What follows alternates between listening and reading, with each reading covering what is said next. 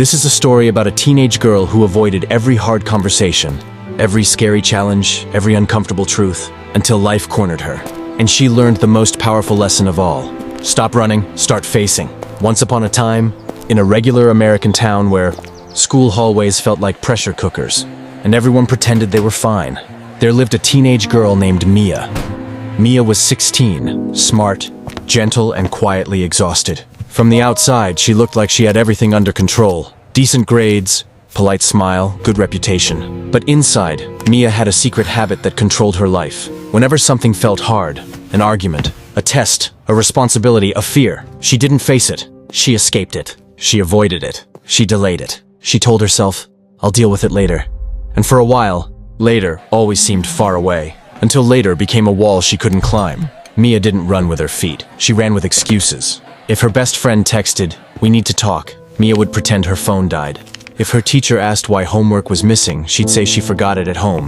If her mom asked how she was really doing, Mia would smile and say, "I'm fine." She wasn't trying to be dishonest. She was trying to survive. Mia feared confrontation like it was a fire that would burn her. She feared failure like it would define her forever. So she chose the safest path: silence, avoidance, and pretending. And the problem with pretending is that it works, until it doesn't. The first big thing she ran from was school pressure. Mia used to be a strong student, but as classes got harder, her confidence got smaller. Every time she didn't understand something, she didn't ask for help. She closed the book. Every time a deadline approached, she didn't plan. She panicked and escaped into scrolling.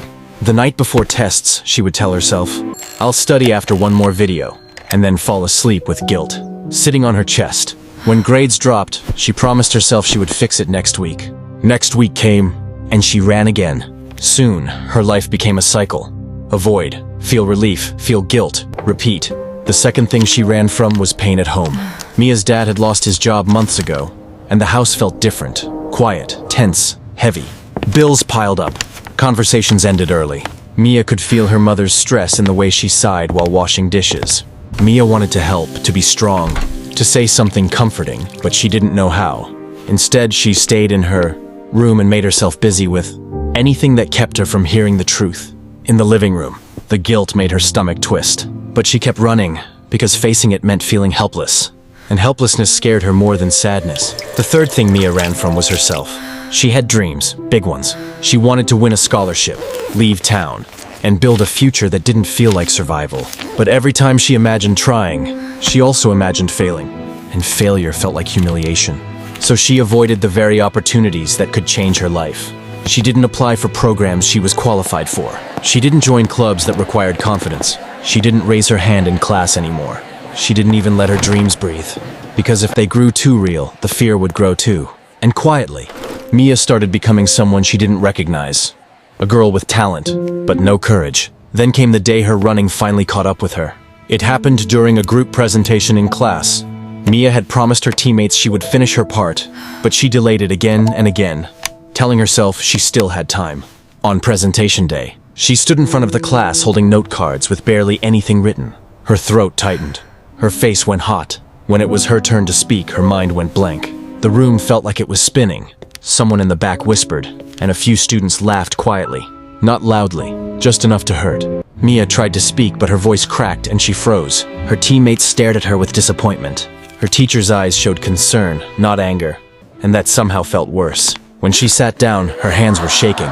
She realized something terrifying. She wasn't just avoiding problems anymore. She was creating them.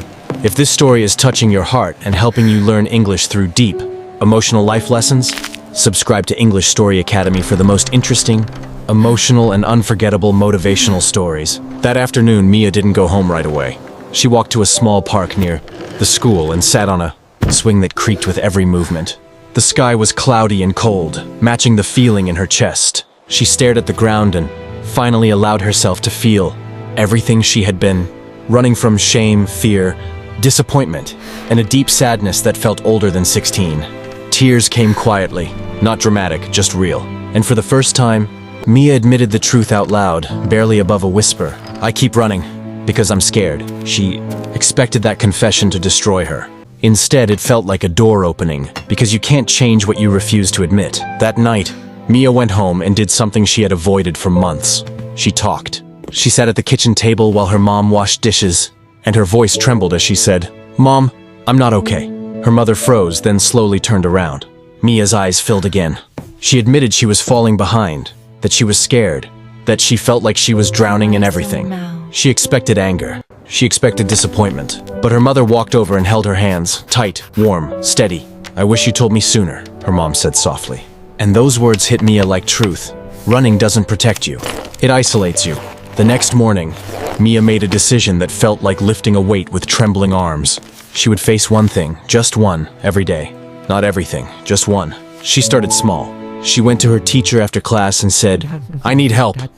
Her voice shook, but she said it anyway. The teacher didn't judge her. The teacher nodded and made a plan. That same day, Mia apologized to her group for the presentation, without excuses. It was humiliating, but it was also freeing. At home, she offered to help her mom with chores and asked how she could support the family. The problems didn't disappear, but for the first time, Mia stopped turning her back to them. Days turned into weeks. Mia began building courage like a muscle. Repetition, discomfort, growth. She created a simple routine. Homework first, phone later. She studied even when she didn't feel confident. She asked questions even when her cheeks turned red. She wrote goals in a notebook and kept them private. Not because she was hiding, but because she was protecting her progress. Slowly, her grades improved. Her confidence returned. And something else changed too, her energy. Mia wasn't lighter because life was easy. She was lighter because she wasn't carrying the weight of avoidance anymore. Facing problems didn't make her weak. It made her real. One day, Mia saw an announcement for a scholarship program, an application she would have ignored before. Her stomach tightened like it always did when fear arrived. For a moment, the old Mia whispered, "Don't. What if you fail?" But the new Mia, the one who had practiced courage daily, whispered back, "What if you succeed?" She applied. She wrote her essay honestly about struggle, growth, and learning to face life. She didn't write like someone trying to impress. She wrote like someone who survived herself. Weeks later, when the acceptance email arrived, Mia stared at the screen in disbelief. She didn't scream. She didn't post it. She sat quietly, tears in her eyes, not from sadness, but from the feeling of finally becoming someone she could respect. On the last day of the school year, Mia walked through the hallway that once felt like a battlefield. Nothing around her had magically changed. People still had opinions. Life still had pressure. Problems still existed. But Mia had changed, and that made everything different. She no longer ran from uncomfortable conversations. She no longer avoided hard work. She no longer delayed her own growth. She had learned that courage isn't loud. It's a quiet decision you make again and again. And when she looked at her reflection in a classroom window, she didn't see a girl who escaped life. She saw a girl who faced it and built a future anyway. Problems grow when you run from them. Peace grows when you face them. Courage isn't the absence of fear. It's choosing action while fear is still there. If this story inspired you, subscribe to English Story Academy for emotional, interesting motivational stories that help you learn English and grow stronger every day.